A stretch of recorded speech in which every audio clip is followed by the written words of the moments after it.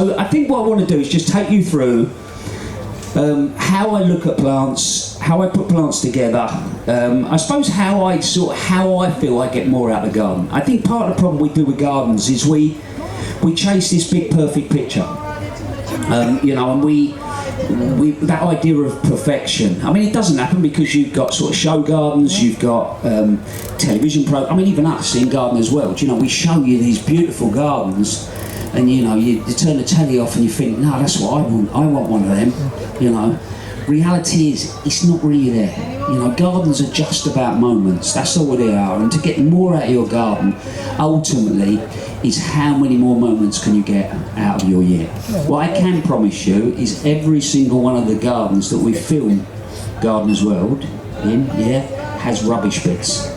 We just don't film them. All right?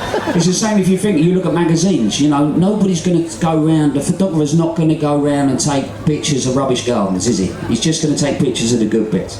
So for me, gardens, they are about moments. And moments in your garden are supplied by so many things, But before you even get to the planting, as Jeff would say, the answer's in the soil.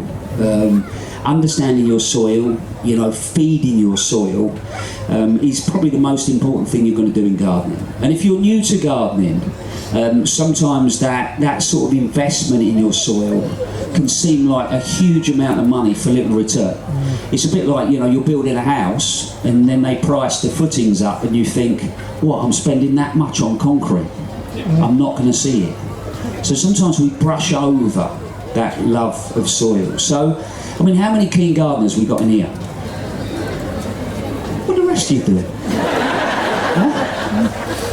Bless. We did say there's not a lot going on in Rutland, didn't we? So, how many of the gardeners have tested their soil? Funny, isn't it?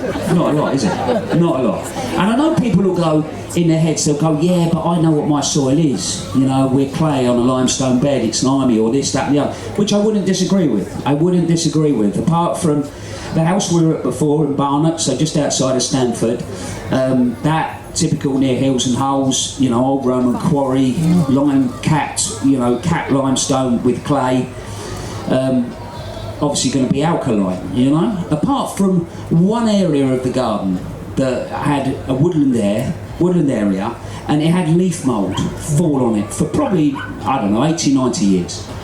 And so I thought that maybe, just maybe, with all that leaf mould, because I tested that garden all over, maybe where the leaf mould would fall, it would be slightly closer to neutral, and that would open up the planting range, I tested it. In fact, I tested it more times than Mrs. Frost tested for the fourth child.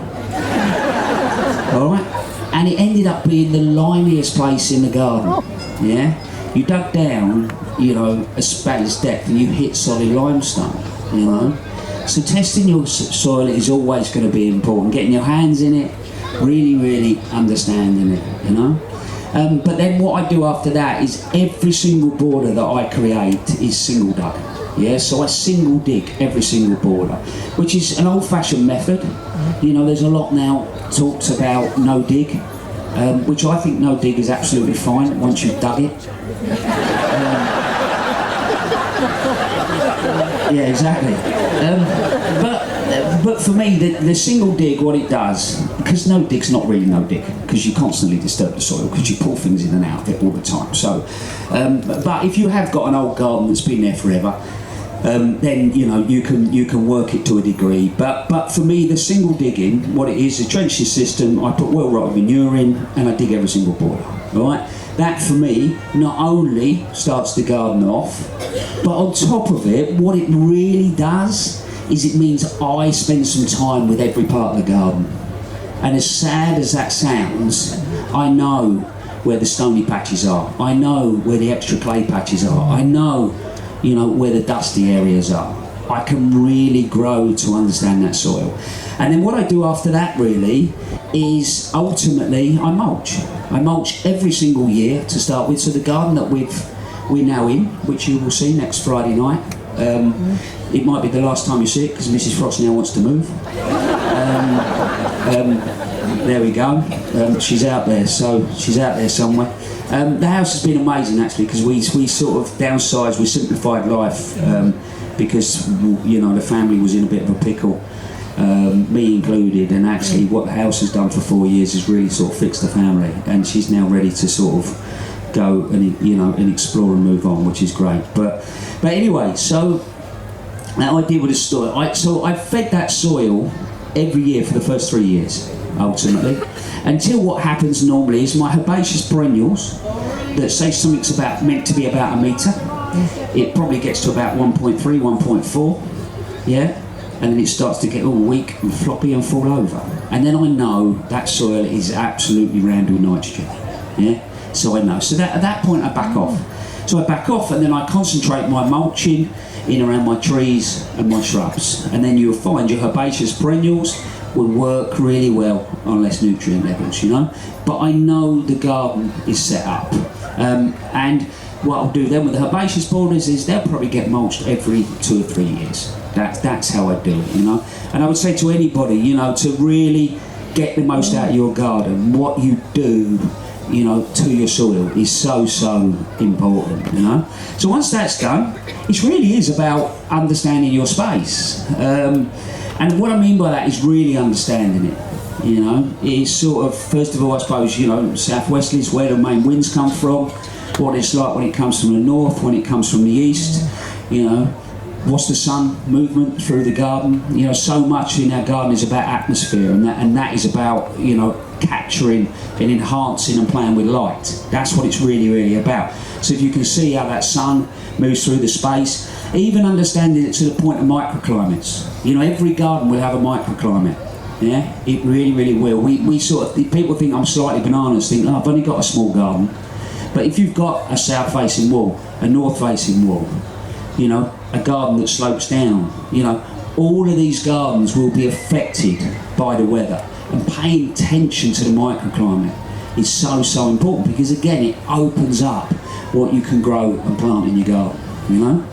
I got in the front of the garden, you know, where we are in Timwell, you know, house is south facing, there's 2 incredible peaches that I put in literally first year of going. The crop in these peaches has been absolutely amazing, you know.